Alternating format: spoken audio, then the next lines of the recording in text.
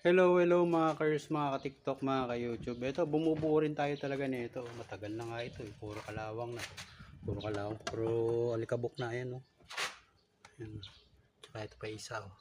Ayan yung battery natin, matagal na rin yan. LB Topsan. Ayan, tapos ito yung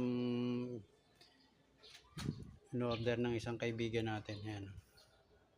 Tapos bibili lang ng inverter na ganyan. Pero hindi maganda yung Bosca. Yung Bosca kasi bumababa ang voltahe niya.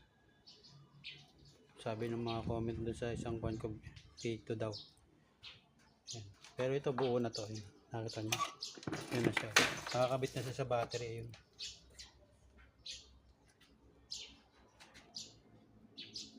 Nasa call lang ito. 1.5. Yan. Isang set na. Isang breaker lang. Pero yung breaker na to, tigi isang kwan siya. Isang para sa solar. Ito yung sa solar niya. Tapos ito yung para sa battery niya. Yan o, namatay na.